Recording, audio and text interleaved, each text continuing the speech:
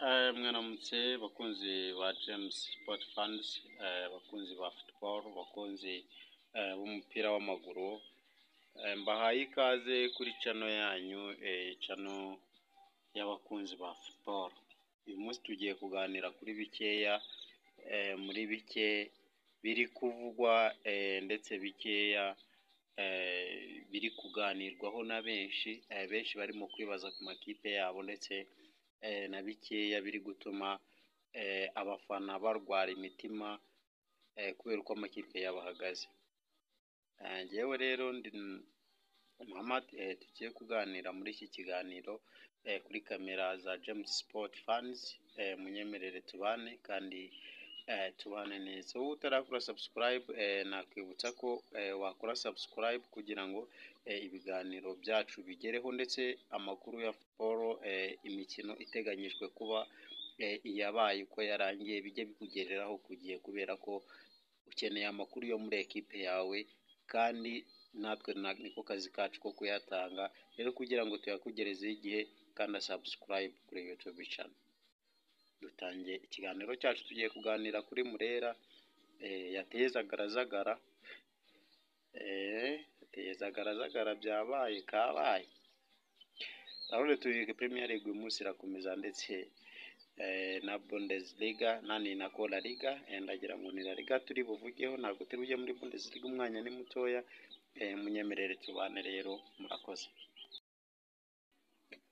Ngira ngo dukomeze ikiganiro cyacu, ariko munyemerere duhere muri English Premier League. English Premier League iri buze gukomeza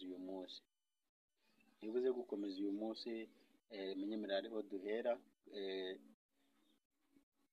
Uyu munsi hari Brentford ku isaha y'isaa 10 iri buze kuba yakiye ikipe ya Brighton, naho West Ham iraza kuba yakiye ikipe ya Southampton. Everton iraza kuba yamanutse mu kibuga n'ikipe ya Man City. Man City irimo neza muri iyi minsi ku mwanya wayo wa gatanu, naho Crystal Palace nyuma yo gutsindwa na Newcastle ibitego 5-0, baraza kuba bamanutse mu kibuga na Bournemouth.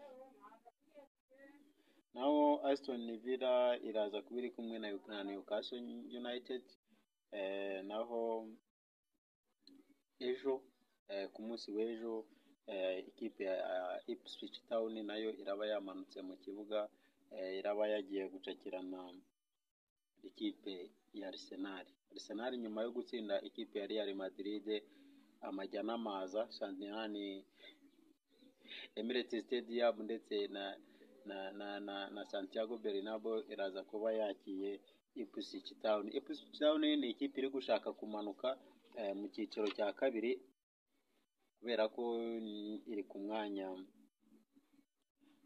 wa nyuma n'amanota 28, iri ku mwanya wa 18 n'amanota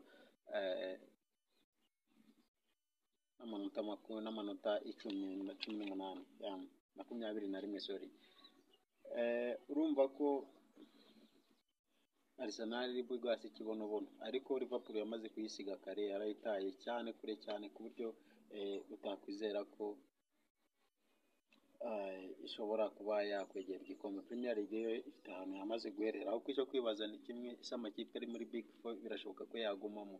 Ese amakipe azaba muri Big Four kugeza ku munsi wa nyuma azaba ari ayahe? Mbibutse ko ari uyu munsi bagiye gukina, no munsi wa 33 shampiyona, kandi bakina iminsi 38, bivuze ngo hasigaye iminsi 5 kugira ngo shampiyona isozwe. Ese muri iyi mikino 5 isigaye ikipe yawe iraba iri muri Big Four? Ikipe abantu benshi bari kwibazaho ni ikipe ya Chelsea n'ikipe ya Man City. Chelsea yageze ku mwanya wa 6 n'amanota 58, irarushwa inota rimwe n'ikipe iri ku mwanya wa 4, nako umwanya wa 5 ariyo Man City. Nottingham nayo yageze ku mwanya wa 4. Ikipe yageze ku mwanya wa 3 ni ikipe ya Newcastle nyuma yo gutwara Carabao Cup no gutsinda na Newcastle nyuma yo gutsinda Crystal Palace ibitego 5-0, yahise ifata umwanya wa gatatu. Hanyuma indi mikino iri bube uyu munsi hari Man City iraba yakinye Man U iraza kuba yakinye na Wolves, Fulham ikaba yakinye na Chelsea uyu munsi irabira away, sinzi niba iri buze kubikora. Hanyuma Manchester City irabiri kumwe n'igihangange Liverpool ni ibisanzwe, ni ibisanzwe, ahubwo ikipe ya Tottenham iraza kunyagirwa n'ikipe ya Nottingham Forest. Niyo mikino ihari uyu munsi. Naho muri La Liga twavuga kuri Rayo Vallecano iraza kuba iri kumwe na Valencia. Hanyuma ikipe ya Barca iraba iri kumwe na Celta Vigo. Real Madrid izakina ejo iri kumwe na Atletico Club. Ariko uyu munsi nanone hari Las Palmas na Atletico Madrid. So Liverpool rero ni iya mbere kuko n'ibisazwe n'amanota 76, Arsenal ni iya kabiri n'amanota 63, Newcastle ni iya gatatu n'amanota 59, Nottingham ni iya kane n'amanota 59, inganya na Newcastle, na Man City ni iya gatanu n'amanota 55, Chelsea ni iya gatandatu n'amanota 58. Amakipe ari gushaka kumanuka rero ni Southampton n'amanota 10, akaba ari Chelsea City n'amanota 18, akaba na Ipswich Town y'amanota 21. Twihuse ikipe ya Rayon Sport hano iwacu yatinye Mukura byakomeye. Yatinye Mukura yarayitsinda, ifite wasi ko Mukura iri buze kuyisezerera kuri iyi nshuro. Urumva Mukura yatsinze umukino w'i Nyanza, itsinda n'umukino w'i Kigali. Today hari umukino w'i Nyanza ateganywa n'umukino w'i Kigali. Ni imikino ibiri ikurikirana Mukura itsinda Rayon Sport. None uyu munsi bari gushaka mpaga batakinye kugira ngo baze kubona motivasiyo y'agatoki kabasunika kabegeza ku mukino usatira uwa nyuma apana kuba bakinnye. Sinzi n'icyo kintu muri kucyumva. Ntabwo bashaka gukina ariko barashaka amanota 3 n'ibitego 3. Imagine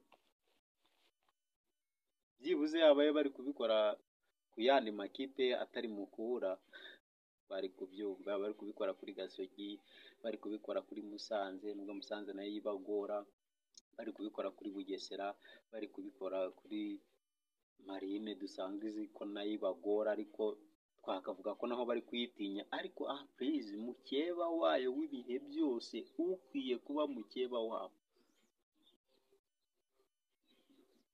Barashaka ko bamutera mpaga y'ibitego 3 n'amanota 3 kubera ko bari gusatira imikino ni knockout. Icyo kintu muri kucyumva. Iyi Rayon Sport Rugafa yababwiye ko bagomba gusubira i Nyanza kongera gukina uriya mukino, hanyuma bagahera ku munota bari bagejejeho. Rayon Sport never. Amakuru mfite ni uko bavuze ko ngo barasezera mu irushanwa, ibyo bashaka nibaramuka bitemewe. Sinzi logique bari gukoresha ishobora kubabwira ngo mwemere muve mu irushanwa aho kurikina, cyangwa se baterwe mpaga. Urwo rwango n'urw'iki turi muri football bagiye bagakina ko bizeye ko ari abakinnyi, ibyo birarane byabo nubwo wenda atari bo bakiriye umukino. Ariko nyamara uyu mupira turimo kuwiki, ntabwo ari bo bakiriye umukino, birumvikana sibyo. Ariko nubwo atari bo bakiriye umukino, ntabwo bagomba kuvuga ngo barifata uko bashaka.